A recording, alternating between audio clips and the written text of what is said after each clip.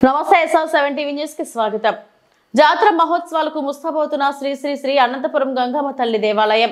అన్నమయ్య జిల్లా లక్కిరెడ్డిపల్లి మండలం అనంతపురం గ్రామంలో వెలిసిన శ్రీ శ్రీ శ్రీ అనంతపురం గంగమ్మ తల్లి జాతర మహోత్సవాలు మార్చి నెల 1-2 తేదీలలో అత్యంత వైభవంగా నిర్వహించబడతాయి.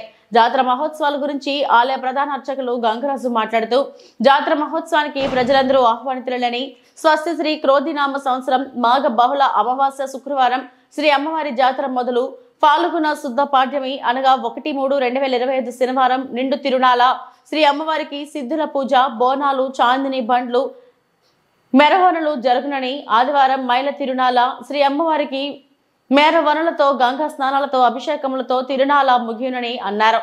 జాతర మహోత్సవం సందర్భంగా భక్తుల సౌకర్యార్థం లక్కిరెడ్డిపల్లి రామపురం నుండి గంగమ్మ జాతర వరకు ఉచితంగా బస్సు సౌకర్యాన్ని రాష్ట్ర రవాణా, యువజన, క్రీడా శాఖ మాత్యులు మండిపల్లి రాంప్రసాద్ రెడ్డి, డాక్టర్ మండిపల్లి లక్ష్మీప్రసాద్ రెడ్డిలు ఏర్పాటు చేయడం జరిగింది. రిపోర్టర్ ఆర్వి కృష్ణారెడ్డి, అన్నమయ్య జిల్లా ఇన్ఛార్జ్.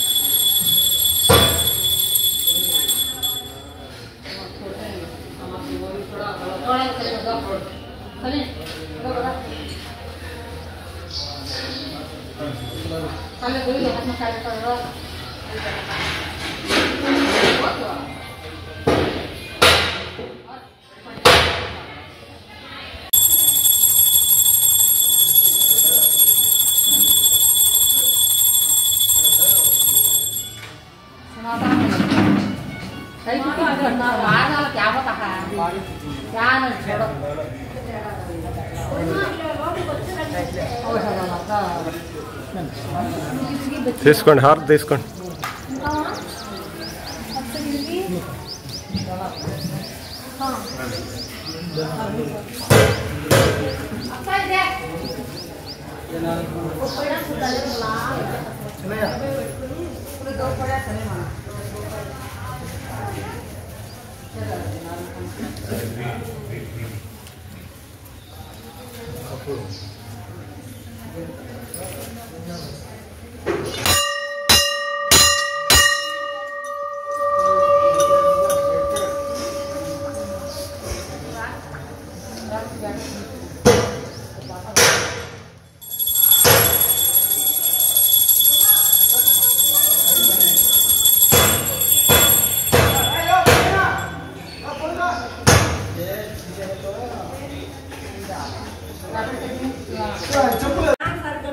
నమస్తే, SR7 టీవీకి స్వాగతం.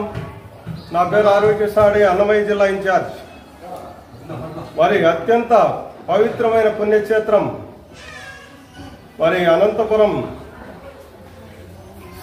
గంగమ్మ తిరునాళ అతి త్వరలో రేపు మార్చి 1-2 తేదీల్లో జరగబోయేటువంటి జాతర మహోత్సవం గురించి మరి ఇక్కడ జరిగేటువంటి కార్యక్రమాలు ఏంటి, జాతర సందర్భంగా, అలాగే అమ్మవారి యొక్క చరిత్ర ఏంటి అనేది ఒక సమాచారాన్ని మన ఇక్కడ ఉండేటువంటి ప్రధాన అర్చకులతో తీసుకున్నాము. ఒక సమాచారాన్ని. నమస్తే సమ్మె. మరి మన గంగమ్మ తల్లి యొక్క చరిత్ర ఏంటి, అమ్మవారి యొక్క చరిత్ర, అమ్మవారి ఇక్కడ స్వయంభూగా వెలసి ఎన్ని సంవత్సరాలుగా వస్తున్నది, అలాగే 300 సంవత్సరాల ముందు ఇక్కడ తెలిసింది అమ్మవారు స్వయంభూగా 300 సంవత్సరాలు కంపతొడుగులో ఉత్తారెడ్డి, తెలిరెడ్డి ఉత్తారెడ్డి ఇక్కడ తొడుగులు కొట్టేయడం జరిగింది పొలానికి. తొడుగులో ఉండాలని చెప్పి గ్రామదేవత అమ్మవారు ఉండాలని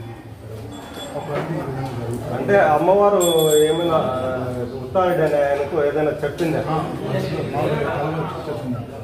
ఇక్కడ ఉన్నాను, ఇక్కడ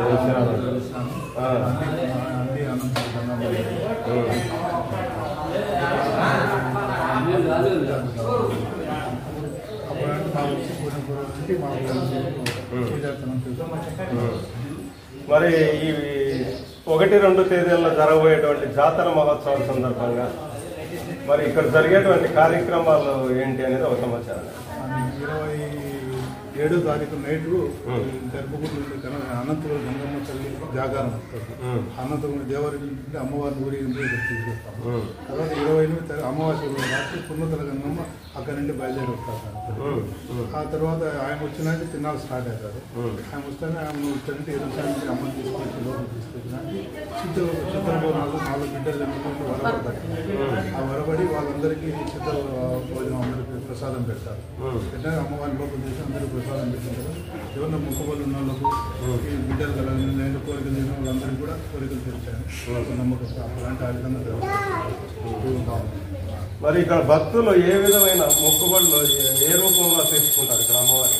కానీ వాళ్ళు మొక్కబళ్ళు ఫ్యామిలీ